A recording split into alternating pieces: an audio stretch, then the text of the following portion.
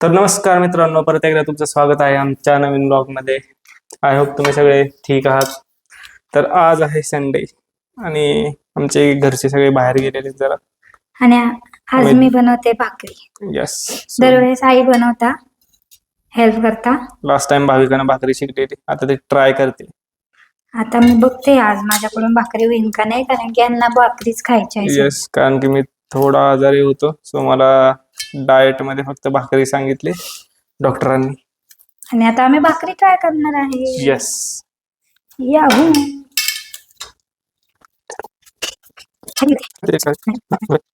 जोर लाव जोर. तू पण भाकरीच खाशील ना?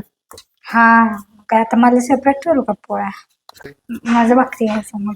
तर भाविकासाठी बाजार आमटी पार्सल आणलेली मी, आणि भाविका माझ्यासाठी आता सेपरेट भाजी करेल डाएटमुळे. कारण की मी बाहेरचं काहीच खाऊ शकत नाही. तिखट नाही, हळद नाही, तेल नाही. ह्यांच्यापेक्षा जास्त त्रास दुसऱ्यांना होतोय, कारण की रोज रोज तेच तेच बनवून खावं लागतंय. तुम्हाला का त्रास होतोय? खातोय मी. कस तरी वाटतं ना. हा, ओके ओके. तरी म्हणलं खातोय मी आणि त्रास तुम्हाला का होतोय? वेगवेग म्हणजे मला असं म्हणायचं हा. होतं की आम्ही टेस्टी टेस्टी खातो आणि त्यांना वेगळंच द्यावं लागतं पाण्याची भाज्या. कर थाप जोरात. मला पातळ भाकरी येत नाही गाईच. माझ्या आईला भाविकाची भाकरी नाही, तो रोटला असतो. नाही, एवढी पण जाड नाही राजस्थानी. एवढं पण जाड नाही, एवढी पण जाड नाही होत, पण एवढी पण पातळ पण नाही होत. आणि दरवेळेस आहे ना, ऍक्च्युली आई भाकरी करतात आणि ते आज बाहेर गेलाय आणि गुड्डी पण गेली, पण आता मला त्यांची आठवण येते. इतक्या वेळ काही नव्हतं वाटलं, पण आता तिकडे घे ना, हिथच लागून ते तुटायला लागले. नाही, त्याने सेफ येतोय. काय येतं? आता मला त्यांची याने शेप येतोय. ह्याकडे ना, बघ ते इकडे लागून तुटते त्या. नाही, याने सेफ नव्हते. शेप जातोय. आणि मला एवढीच पातळ येते, ह्याच्यापेक्षा पातळ मी नाही करू शकत. आई एकदम पातळ करता. तुला जमल तशीच कर बाई. आणि मला आता आईंची लई आठवण येते. इतक्या वेळ नव्हती येत, आता जास्त यायला लागली. गुड्डीची पण. भाकऱ्याचं गुड्डीची येऊन काय उपयोग नाही, गुड्डीला भाकऱ्या येत नाही. अरे अरे यार, हे बघा असं होत नाही समोर.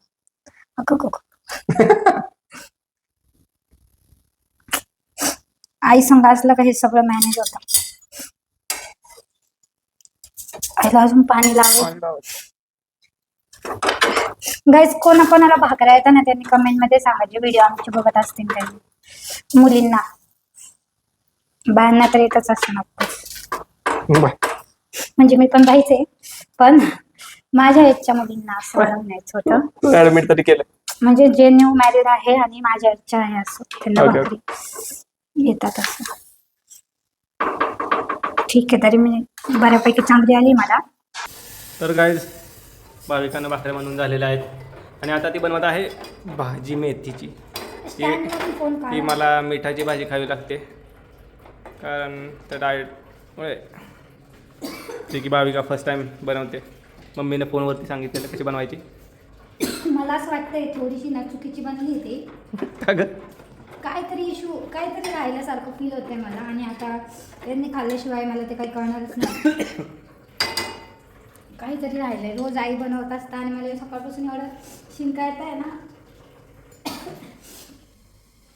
मी ना एकदम थंड ड्रॅगन फ्रूट आणलं होतं, फ्रीजमधून काढलं त्याला आणि पूर्ण एकदम जास्त थंड असं डायरेक्ट खाऊन घेतलेलं आहे. केव्हापासून शिंका चालू, अर्धा तास झाला. मला दिसायला तरी ओके ओके दिसते ती.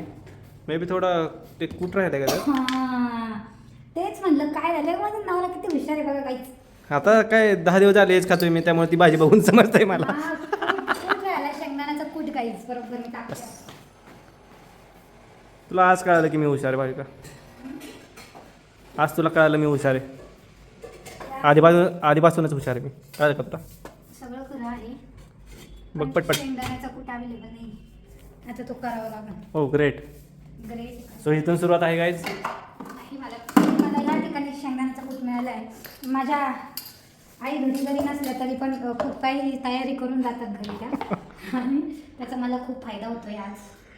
घरी जरी नसल्या तरी घरी असल्यासारखा.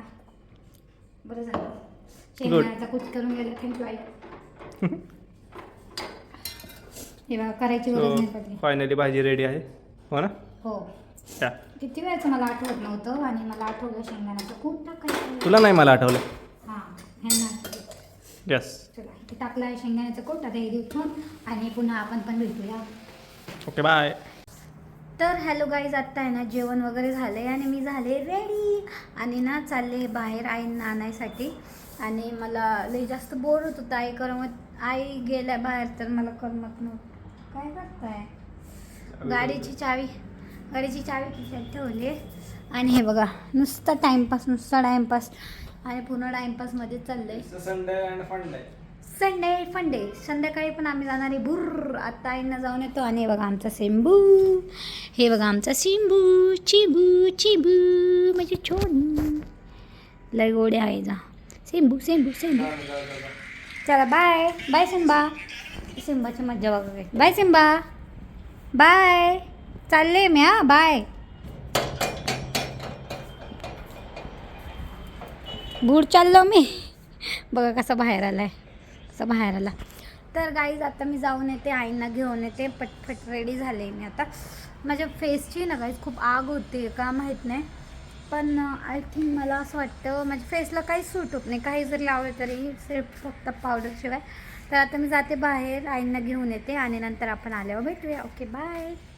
तर गाईज मी आलेले आहे आईंना घ्यायला. हे बघा हे आहे घर, इथे आले आहेत आई. चला आपण पटपट जाऊया. भागो यहाँ से जाने का. देखो अभी रिएक्शन कैप्चर करेंगे. यहाँ से ऊपर चलाओ. मी आलो फिरायला. आणि आता माझ्या पुढे हिचा ब्लॉग चालू करते. काय गरज आहे हिला? हिचा ब्लॉग कॅमेरा खाली कर तुझा. मी बोलते तुला कळत नाही का? खाली कर लवकर प्लीज. कमेंटमध्ये परत बोल. परत एकदा. परत टेप रेकॉर्डर नाही परत एकदा. काही नाही बघ. नाही आम्ही काय करतो. हे बघा गाईज, हा मनुष्य तुम्ही एक नंबरची खोटरडी पोरगी आहे. आम्ही पहिल्यांदा चाललोय गाईज फिरायला आणि खूप वेळा गेलेले. पहिल्यांदा चाललोय. शपथ पहिल्यांदा चाललोय. वेळेस गेले त्यावेळेस भांडणं करून गेलेली, तोंड फुगून आली. एकदाच झालंय 15 मिनिटात. आणि गार्डनला. आणि त्यात ही पोरगी म्हणते मला कुठंच नेत नाही. तुम्हाला सांगायची गरज नाही, प्रत्येक ब्लॉग मध्ये दिसलेले असणार आहे. हो, ही ब्लॉग काढायची विसरते. आम्ही हिला लक्षात आणतोय ब्लॉग काढ आणि हिचं चॅनल असं मॉनिटाईज होणार का? तुम्ही मला सांगा, तुम्ही सांगा. त्याच्यामुळे गाईज हिचं मनावर घेऊ नका. ही खूप आळशी आहे, आळशी. चल बाय गुड्डू. बघा मला सोडून चालली आहे. बघा बाय गुड्डू. हे बघा गाईज आम्ही आलोय गार्डनला आणि ते बघा तिकडे विठुरायाची मूर्ती आहे गार्डनमध्ये. किती सुंदर आहे ना. वाव. आणि हे बघा हे मुलगा कसा फिरतोय. गाईज तिथे आहे ना हातात चणे डाळ घेतली होती आम्ही. त्याचं रिझन हे होतं की आम्हाला त्यांनी पॅकमध्ये दिलं होतं शेंगदाणे आणि ते, पण आज जाताना गार्डवाले बोलले की कागद आता अलाउड नाही आहे, तुम्ही हातात घ्या. त्यामुळं आम्हाला ते हातात घेऊन फिरावं लागले आणि त्यानंतर खाल्ले. तुम्ही बघू शकता इथे ड्रॉइंग्स वगैरे किती सुंदर आहे. खूप मोठं गार्डन होतं तिथे आणि खूप छान होतं. व्ह्यू पण खूप मस्त होता, तुम्ही पाहू शकता. आणि हे बघा यांच्या संग. आणि हे जे ग्रीन कलरचं दिसतं आहे तुम्हाला, तर ते लोखंडाचं होतं, पण ते त्याच्या आतमध्ये स्पीकर होते. खूप छान.